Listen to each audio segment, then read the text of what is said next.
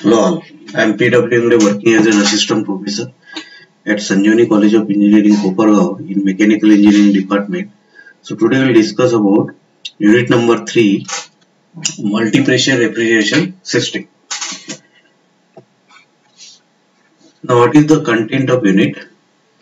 It consists of introduction, then need of multi-stage system, intermediate pressure, two-stage compression with flash gas removal and liquid intercooler, then single compressor with multiple evaporator. In that we have to discuss about individual and multiple expansion valve, then individual compressor, cascade system, application and numerical. Okay. And next part is introduction to cryogenics and its application. Now what is the use of multi-pressure refrigeration system? Sometimes a vapor refrigerant is required to be delivered at a very high pressure in case of low temperature refrigerant system. In such cases, neither we should compress the vapor refrigerant by employing single stage compressor with a very high pressure ratio between the condenser and evaporator, or compress it in a 2 or more compressor placed in series. Okay. So our requirement is what? We have to deliver a vapor refrigerant at a very high pressure if we are using low temperature refrigerating system. So that is not possible by using simple vapor compression refrigeration system. So what we are doing, the compression is carried out in 2 or more compressors to get what? High pressure, which is a requirement of low temperature refrigerating system.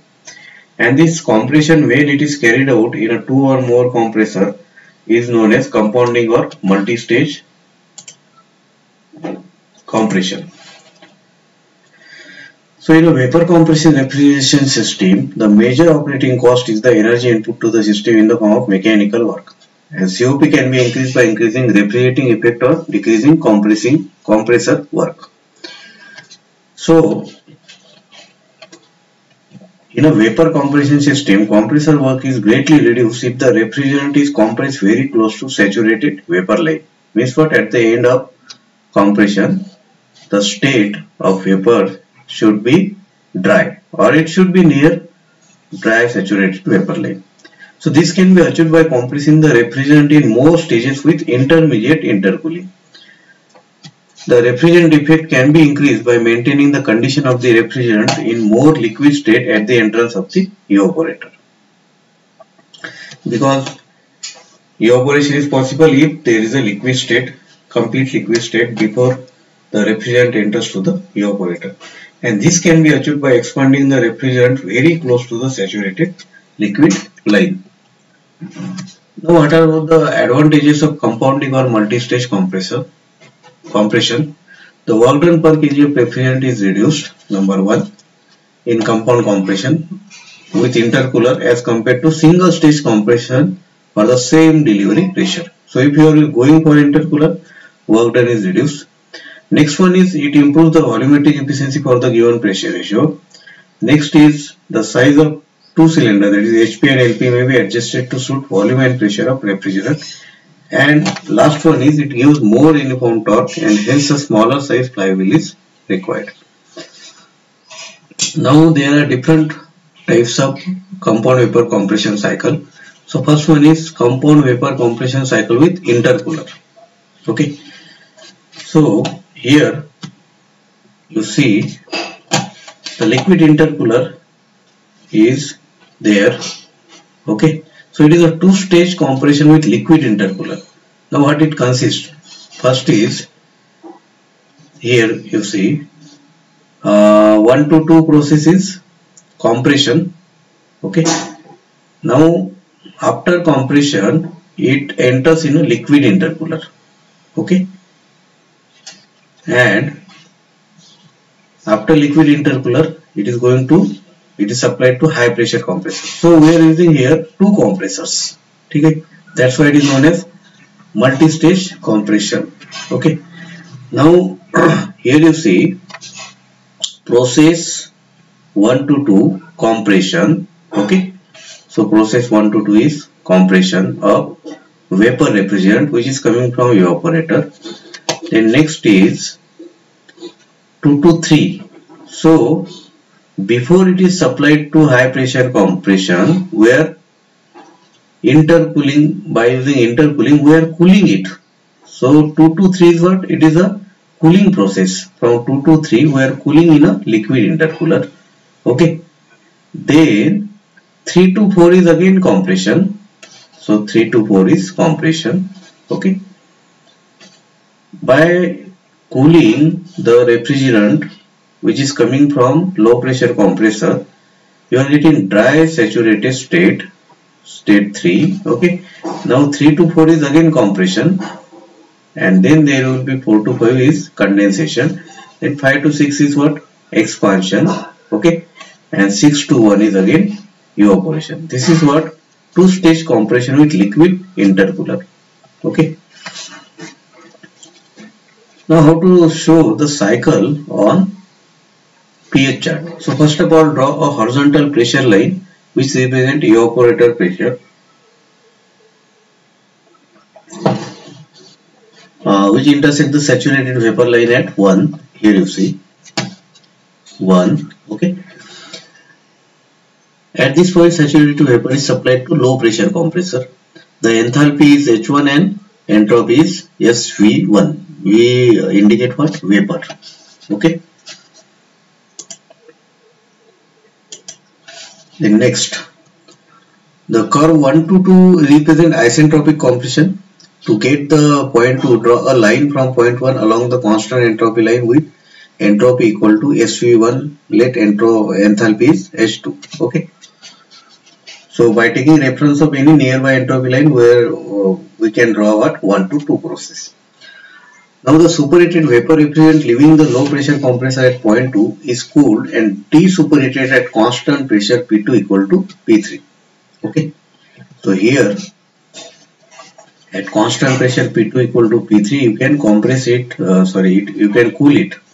So 2 to 3 is cooling process or desuperheating process. The refrigerant leaving the liquid intercooler is in saturated vapor state. Now the line 2 to 3 is cooling or desuperheating process. Enthalpy is H3 and entropy is SV3. Now for point number 4, dry saturated vapor refrigerant is now supplied to high pressure compressor, where it is compressed isentropically from intermediate pressure or intercooler pressure to condenser pressure. Okay. So it is compressed 3 to 4 is a compression process in high pressure compressor. Then point 4 obtained by drawing a line of entropy equal to SV3 along the constant entropy line. Then we are getting H4. The superheated vapor leaving the high pressure compressor now pass through the condenser at constant pressure, shown by horizontal line 4 to 5, superheated to saturated. Okay. Then the high pressure saturated liquid refrigerant from condenser is passed through the intercooler, where some of liquid refrigerant evaporate in desuperheating the superheated vapor refrigerant from LP compressor. Now here you see what we have written. High pressure saturated liquid refrigerant from condenser. So here from condenser it is passed through the liquid intercooler. Okay. This refrigerant which is coming from condenser at state 5 will be passed through the, after expansion, or it will pass through the liquid intercooler, where some of liquid refrigerant evaporate in desuperheating the superheated vapor refrigerant from LP compressor.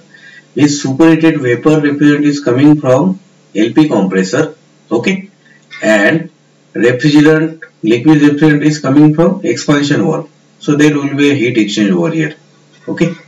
So that heat exchange, because of that heat exchange, we are getting this process 2 to 3. There is a heat exchange between the refrigerant which is coming from expansion valve and refrigerant which is coming from low pressure compressor. So here there is a cooling of refrigerant at state 2 to state 3 by the refrigerant which is in liquid condition coming from expansion valve. That's why it is known as liquid intercooler. Means what? Intercooling process occurred by the refrigerant liquid which is coming from expansion valve. That's why it is known as liquid intercooler. In order to make up for the liquid evaporated, to maintain a constant liquid level, expansion valve which act as a float valve is provided. The liquid refrigerant from intercooler first expanded in a expansion valve E2 and then evaporated in the evaporator to saturated vapor condition. Okay. Now let M1 be the mass of refrigerant passing through the evaporator, M2 be the mass of refrigerant passing through the condenser. Now how is the energy balance equation with respect to, this is a thermal equilibrium for liquid intercooler. M2 with H5 is coming from condenser. Here you see M2 with H5 is coming from condenser. Okay. Then M2H3 is leaving to HP compressor. M1H2 is coming from LP compressor. M1H6 is going to evaporator. Okay. So by balancing the equation, heat taken by liquid intercooler equal to heat given by liquid intercooler. So M2 into HF5. So you see here at state 5 the condition of refrigerant is liquid. Okay. So M2 into HF5 plus M1 into H2 equal to M1 into H6 plus M2 into H3. So finally you are getting M2 equal to M1 in bracket H2 minus HF5 upon H3 minus HF5. Also mass of liquid refrigerant evaporated in intercooler, the equation is M3, it is M2 minus M1. Okay. So you are getting the equation for M3 as M1 in bracket H2 minus H3 upon H3 minus HF5.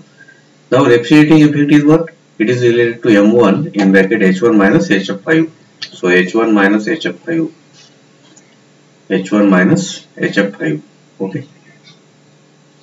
Or S6. H1 minus S6. S6 equal to HF5.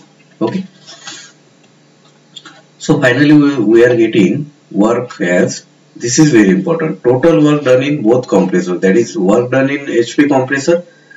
So it is 1 to 2 is process what? 1 to 2 it is related to LP compressor, and 3 to 4 is related to HP compressor. That's why the work done will be, it is related to LP plus HP. So M1 H2 minus H1 plus M2 H4 minus H1. The power required to drive the system as, to convert it into kilowatt, we can divide it by 60. The COP is what? It is cooling effect upon work input. Okay. So this is what the equation for COP, M1 in bracket H1 minus HF5 upon M1 in bracket H2 minus H1 plus M2 in bracket H4 minus H3. Okay. So we'll stop here. Thank you.